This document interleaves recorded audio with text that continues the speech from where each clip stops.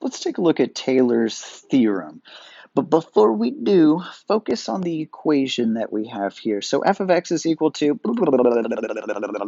plus r sub n of x. So this blah, blah, blah, blah, blah, blah stuff that's right here in the middle, you should recognize that as the nth degree Taylor polynomial, right? And it's saying the function is exactly equal to that Taylor polynomial plus some remainder, which is what we were talking about before. Hey, maybe there's this hypothetical little piece of a function that I can add to my Taylor polynomial to balance it back out to get my original function, right? Okay, so that's what the Taylor theorem is. That's what it concerns. So if a function f is differentiable through order n plus 1, so we have to be able to take n plus 1 derivatives. Our Taylor polynomial went up to the nth degree. We're going to take one more derivative of it. In an interval I containing c, remember c is the point that we are centering our Taylor polynomial at, then for each x in our interval I, there exists a z between x and c. X is what we're approximating it at, and c is our center point. So for us, for that previous example, we were centered at 0, and we are approximating it at 0.5. So z is a number in between those two things. Here's our Taylor. Now, this is our function with a Taylor polynomial embedded in it plus this remainder. All right, so let's focus on that remainder right there. And specifically, Taylor polynomial, or Taylor's theorem, is saying that this remainder is a function that is equal to, and if you take a look at this, this looks like just the next term, but it looks a little bit different, right? This, instead of just saying our n plus 1th derivative evaluated at c, it's evaluated at z, where z is some sort of number that's in between x and c. All right, this is what is called the Lagrange form of the remainder. It is, and it should look like to you, just the next term in the sequence with just a little bit of a difference, and so let's focus on that difference right here. Okay, so Taylor inequality. Taylor was able to show that one of these Taylor polynomials, the most it could possibly be off is by this remainder right here, this inequality. So we have the remainder, this is their error, is less than or equal to the absolute value of some m over n plus 1 factorial times x minus c to the n plus 1. Again, this looks like the next term in our Taylor polynomial with this m on top instead of the nth derivative, the n plus 1th derivative, evaluated at c. Specifically, this m is the maximum value of the n plus 1th derivative, and that maximum value is going to occur in between, someplace in between your x value, where you're approximating it, and your c value, where you centered your Taylor polynomial at. So take a look at the picture over here. Let's say that this is a graph of your n plus 1th derivative, hypothetically, and we are centered here at this c value. All right, I need also an x value where we're using our Taylor polynomial to approximate, and you can see that over this interval, our maximum value actually occurs at c. All right, so there's our maximum value. There's a particular case. Who knows? Maybe it looks like that.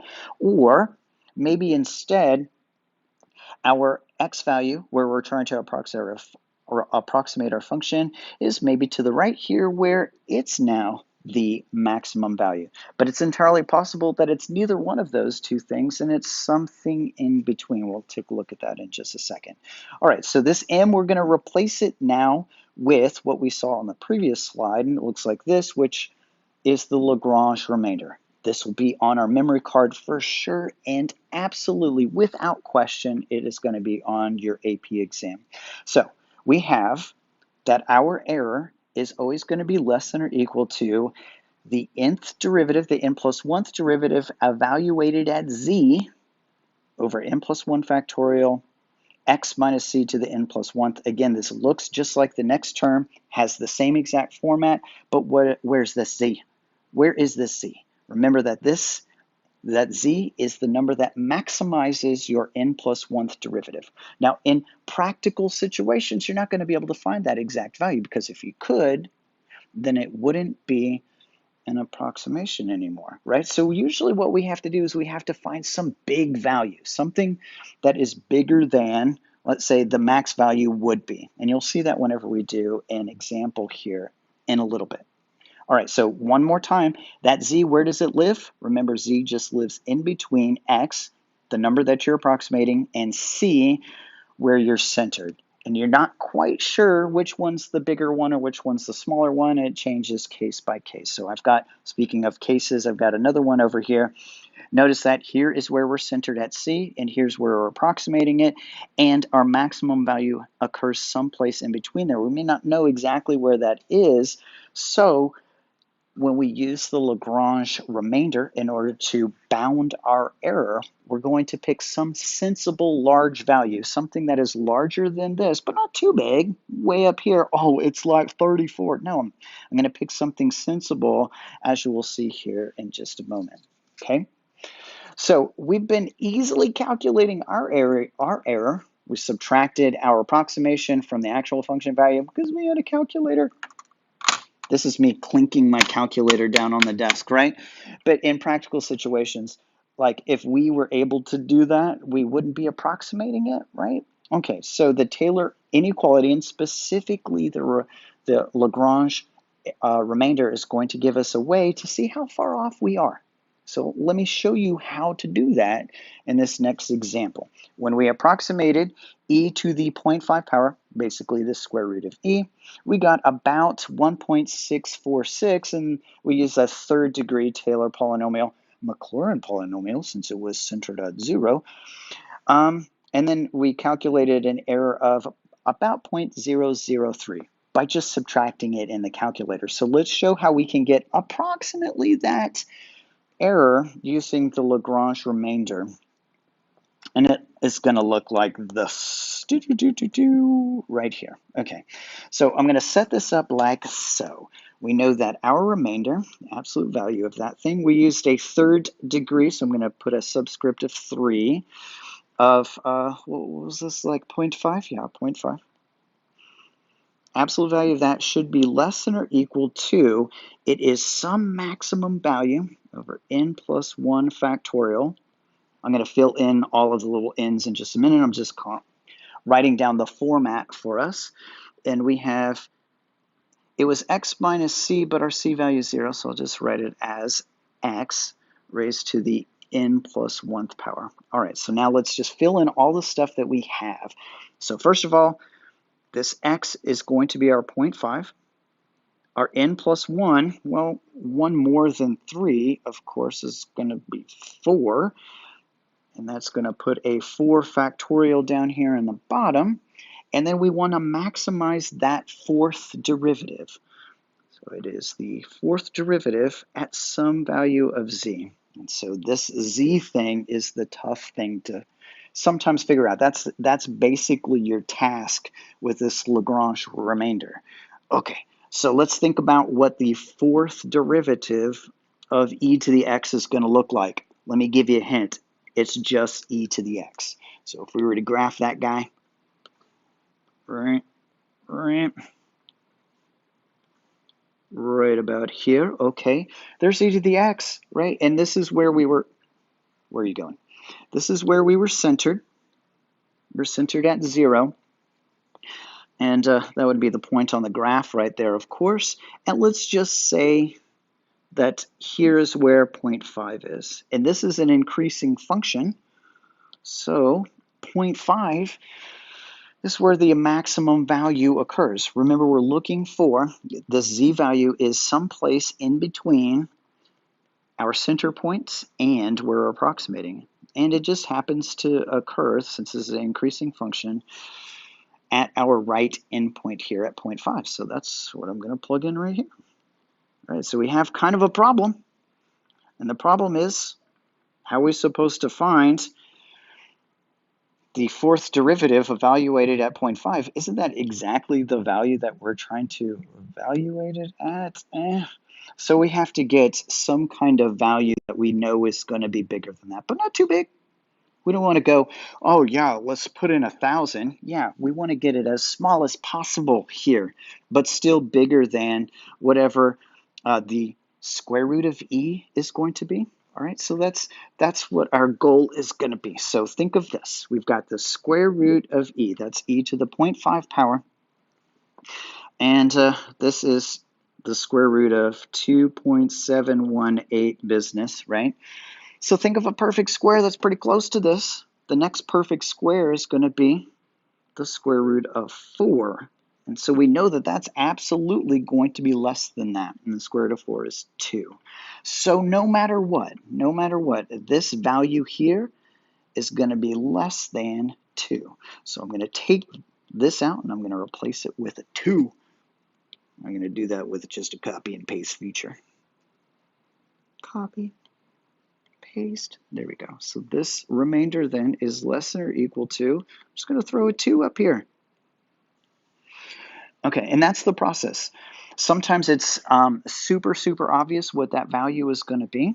In this case, what we had to do is go, okay, so we're looking for a square root. What's a square root that is bigger than this one? And it's like there isn't another one that I can very easily get, right? The square root of 3, I don't know what it is. Square root of 2 is too small. So this is the closest one that we can get where our numbers are really nice. Okay, so now let's replace everything else with some numbers that we can work with. 4 factorial, that's 1 times 2 times 3 times 4, which I think is a 24, right? And then I'm going to rewrite this as like a 1/2. Here, come on, eraser, cooperate. 1 over 2, and this was raised to the 4th power, right? Yeah, 4th power. All right, and then maybe I get out my cancellation crayon here, and I'm going to cancel out one of these and make that 2 to the 3rd power. All right, and then just keep going with this, which is less than or equal to, all these numbers are positive, so I can get rid of the absolute value sign. This is 1 over 24 times 1 over 2 to the 3rd, which is 8. And I've got 24 multiplying times 8, 32, 16, 19. So this is less than or equal to 1 over 192. Right? So we know that our approximation is off by no more than this. 1 over 192, which according to my calculator is, it's about 0.0052 blah blah blah business, right? It just keeps going. It's a repeating decimals. And now compare that to what we have here. Now it's not exactly the same, but our Lagrange remainder is guaranteeing that our approximation is this is the maximum that it could possibly be off by. So here, let me show you what that looks like in terms of like some sort of tolerance. It goes like this. We originally stated it was our function minus our polynomial approximation. This was a 3rd degree. And we just were able to show that this thing was less than, it's 1 over 192, but I'm going to put this decimal here, 0.0052-ish business. All right, and now I'm going to take this x out, and I'm going to put in a 0.5 here, which is the same thing as e to the 0.5. Right, and then I'm going to take out this x here and put in our 0.5 again, and that was the value that we came up with, which is this 1.646 thing. 1.646. All right, so now then I can solve this inequality for e to the 0.5, and I can get basically a range of values of what e to the 0.5 can possibly be crammed in between. So this is what I'm saying is like tolerance, if you remember this from Algebra 2, this is an absolute value inequality, and since it's a less than, it needs to be in between a positive and a negative one of these values. So a negative 0.0052 blah blah blah is less than e to the 0.5 minus 1.646, which is less than the positive one. Right? All right, and then if I wanted to solve this for e to the 0.5, just add this 1.646 to both sides of this equation. I have e to the 0.5 stuck in the middle. It has to be less than, I think this is 1.6542, blah, blah, blah, blah, blah. And it's got to be more than 1.64872, blah, blah, blah, blah. Great. So now we have a bound for the actual value of e to the 0.5, and that's kind of the power of this Lagrange error bound here. And if you were to type that into the calculator, the actual value of e to the 0.5 is 1.64872, blah, blah, blah, blah, blah. And you can definitely see that this number is in between here, and it's off by no more than this amount.